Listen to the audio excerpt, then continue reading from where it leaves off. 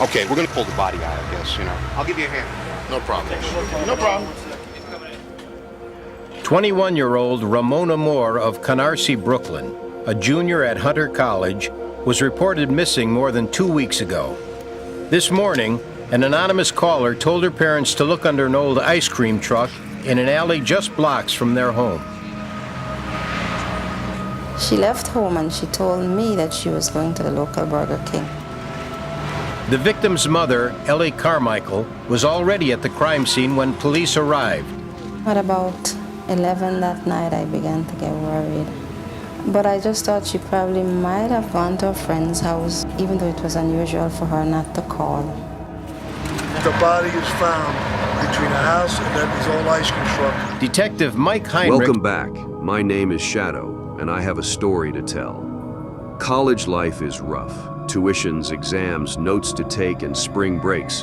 Whatever you're majoring in, it'll be a tough road ahead. Unfortunately for Ramona Moore, her road ended abruptly. This is the story about the Ramona Moore murder case. Ramona Moore's life began as she and her family arrived to the United States from Guyana to start a new life.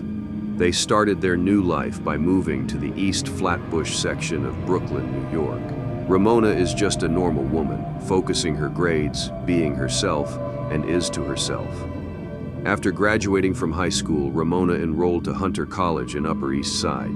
She was going to major in psychology, and things are going well for Ramona. On April 23, 2003, before Ramona's disappearance, she decided to eat something else besides leftovers.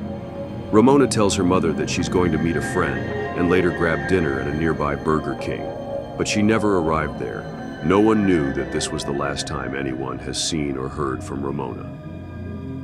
The mother of Ramona was getting concerned that Ramona hasn't returned home. At first, she thinks Ramona is spending time with her friends, but days later, fear sets in. Ramona hasn't returned since her trip to Burger King, so the mother did what any mother would do, file a missing persons report.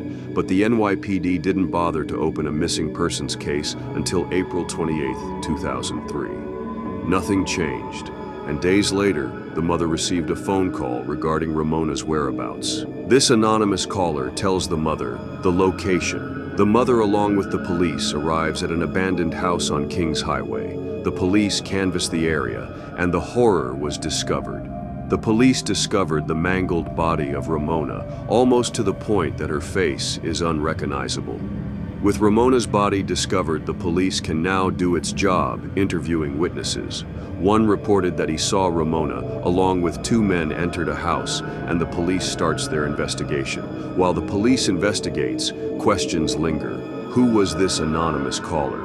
Was it the killer or a concerned neighbor? More importantly, Kings Highway is a very busy street. Someone would have saw something suspicious, nevertheless. Ramona's body was found near an abandoned ice cream truck. Meanwhile, a funeral was arranged for Ramona, remembering Ramona's moments, a slideshow, and seeing Ramona enjoying life. Meanwhile, the police finally got some answers. A 15-year-old teen had an interview with the police. As it turns out, this teen was another victim of the persons responsible of Ramona's murder. She explains in detail on what these men did to her. I don't have to explain what that detail is, but as sick as it sounds, I have to tell it. The teen explains that the men violated her, bound her to a chair, and threatened her that should she escape, she'll end up like Ramona. The teen doesn't know who Ramona is, but as she experienced the smell of a dead body, she got the hint.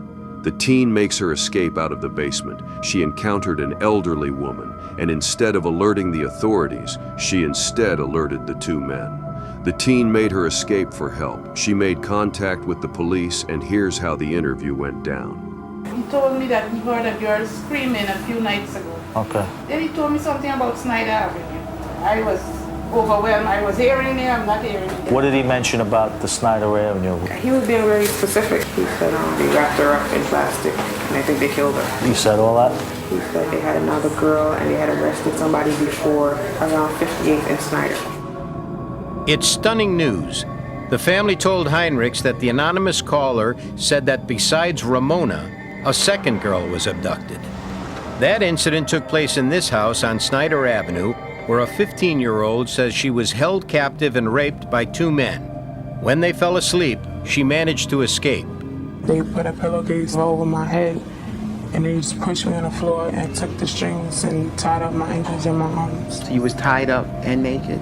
Yes. Police now want to know if the teenage rape victim heard or saw anything that could connect the men who allegedly attacked her to Ramona.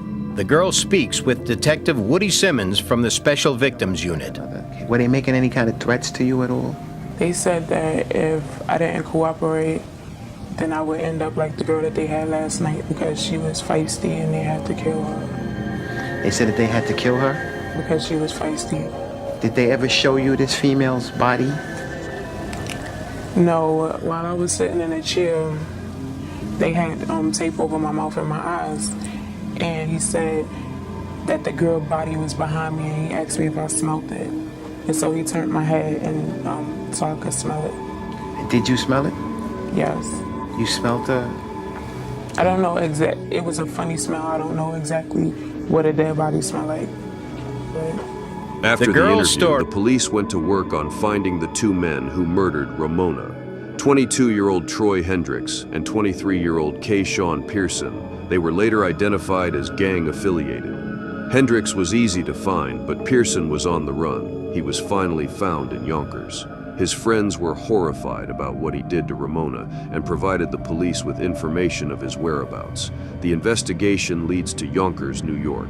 One of Pearson's friends provided the police with keys and bolt cutters in case the door is chain locked. The police made their way into the friend's home. They weren't taking no chances of letting Pearson escape. Meanwhile, Pearson barricaded himself at the bedroom and hid in the closet. As the police finally made it to the bedroom, Pearson tries to attack the police with a knife, and the police responded in kind. Pearson was shot once, but survived and was taken into custody. The details from prosecutors were horrifying. In detail, Ramona was tied down to a chair, a chain around her neck, wearing nothing but her panties and a sweatshirt.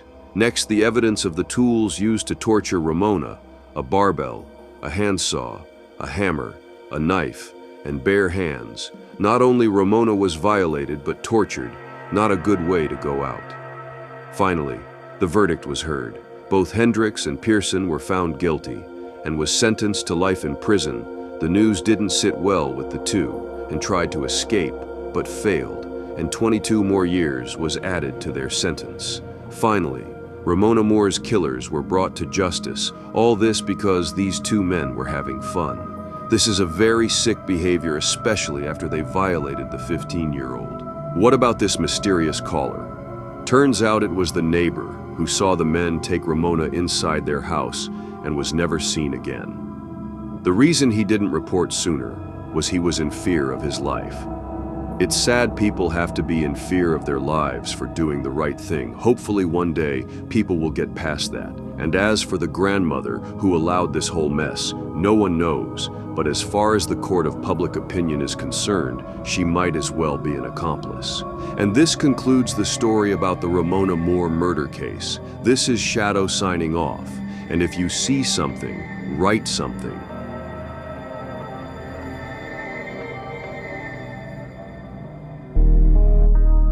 Thank you for visiting Shadow Storyteller. If you like what you saw, hit the like, subscribe, and bell to keep track. Until next time.